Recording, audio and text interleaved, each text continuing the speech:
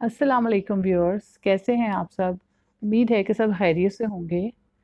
जैसे कि आपको ये चीज़ें देख के ही अंदाज़ा हो रहा होगा कि आज मैं आपके साथ जो शेयर करूँगी वो है कुछ मेकअप स्प्रे, मेकअप फिक्सिंग स्प्रेज़ के मुतालिक। अगर आप मेकअप करने के शौकीन हैं और आपको मेकअप करना पसंद है, तो फिर आपके पास एक अच्छा जो फिक्सिंग स्प्रे है वो होना बहुत ज़रूरी है। क्योंकि जो फिक्सिंग स्प्रे है, इसको यूज़ किए बगैर आप एक लॉन्ग लास्टिंग और एक स्मज प्रूफ जो बेस है, वो नहीं बना सकते और एक अच्छी फ्लॉलेस बेस के लिए आपको फिक्सर स्प्रे यूज़ करना बहुत ज़रूरी है। और ये चीज़ अगर आप खुद एक्सपीरियंस करना चाहें तो जब आप एक फिक्सर यूज़ करेंगे मेकअप में और उसके बगैर मेकअप करेंगे तो इसका आप खुद ही एक्सपीरियंस कर लेंगे और आपको पता चल जाएगा कि फिक्सर्स कितने ज़रूरी हैं। अच्छा, मार्केट में जो फिक्सर्स हैं वो बहुत, इनकी भी एक वाइड रेंज मौजूद है। आप जो है वो जो फिक्सर्स हैं लेने से पहले सबसे जो पहली चीज़ है वो तो आपका एक बजट है। वैसे मैं तो ये समझती हूँ कि आपको एक अच्छे फिक्सर पे इन्वेस्ट करना बहुत ज़रूरी है, क्योंकि एक अच्छी बेस जो कि आपके फेस पे काफ़ी देर स्टे करती है उसके उसमें ये बहुत इनका एक मेजर रोल है फिक्सर स्प्रेज का। तो इसलिए ये बहुत ज़रूरी है कि आप एक अच्छा फिक्सर आपके मेकअप और आपकी वैनिटी में ज़रूर होना चाहिए। तो उसमें मतलब वैसे जो हैं वो आपको एक अफोर्डेबल रेंज में भी अच्छे फिक्सर्स मिल जाते हैं, जैसे कि ये देखें, ये मिस रोज़ में और ये काशीज़ का और ये रिवाज का, ये सब ऐसे फिक्सर्स हैं जो इनके प्राइसेस काफ़ी मुनासिब हैं और मतलब ये आपको इजीली मिल भी जाएंगे और इनका भी ये भी अच्छा काम करते हैं, लेकिन इनसे आपको वो रिजल्ट्स नहीं मिलेंगे जैसे कि ये मॉर्फी, ये निक्स का स्टेज लाइन, ये अर्बन डीके और ये चार्लोट टिल्बरी, मेकअप फॉरएवर और मैक, ये ऐसे फिक्सर्स हैं जो कि अगर आप अपने फेस पे इनको लगाते हैं मेकअप के बाद तो आपको एक लॉन्ग लास्टिंग आपका मेकअप एक तो रहेगा।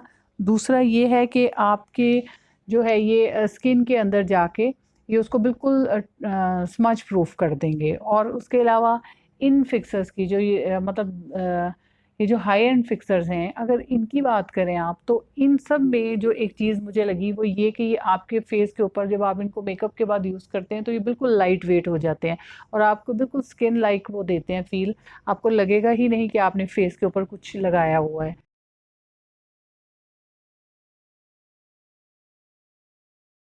और दूसरा ये, इनका दूसरा जो मेन बेनिफिट होता है वो ये कि जब आप अपने फेस पे लगाते हैं, फाउंडेशन लगाते हैं, उसके ऊपर पाउडर करते हैं, उससे पहले प्राइमर, और जब इतनी लेयर्स आपके ऊपर लगती हैं फेस पे मेकअप की, तो अगर आप ये फिक्सर नहीं यूज़ करते तो वो बिल्कुल एक ऐसे बड़ा केकी सी लुक आती है और बड़ा हैवी सा लुक आता है, बड़ा पाउडरी सा।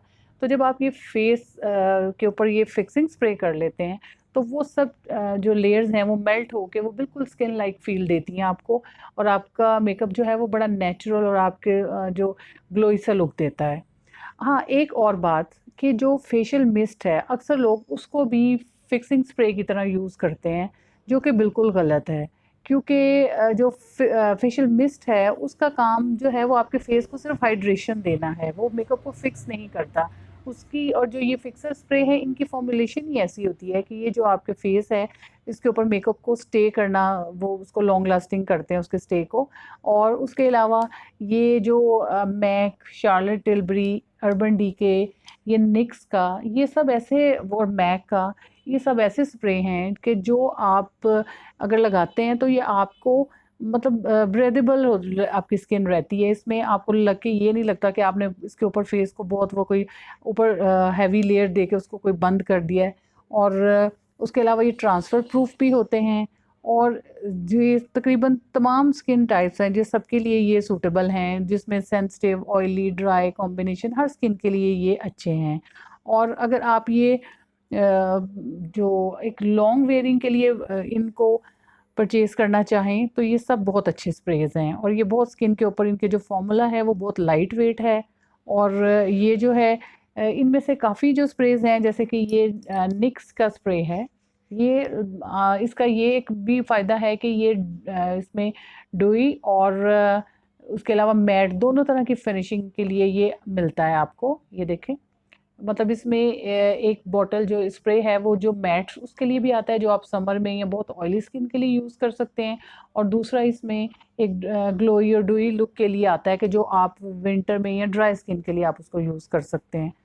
और उसके अलावा अगर हम बात करें जो ये हैं रिवाज का या मिस रोज़ का, ये ऐसे फिक्सर्स हैं कि जो मतलब कीमत तो इनकी काफ़ी मुनासिब है। और ये अगर आप बिगिनर्स के तौर पे अगर आपको भी फिक्सर यूज़ करना नहीं आ रहा, क्योंकि फिक्सर्स का सिर्फ हम तो लेते हैं, मेकअप कर लिया उसके ऊपर फिक्सर कर दिया, तो इनका एक दूसरा यूज़ ये भी होता है कि ये आपके स्किन के मुख्तलिफ लेयर्स के दरमियान आप बेस को सेट करने में भी ये अपने ब्लेंडर्स के ऊपर स्प्रे करके भी यूज़ कर सकते हैं।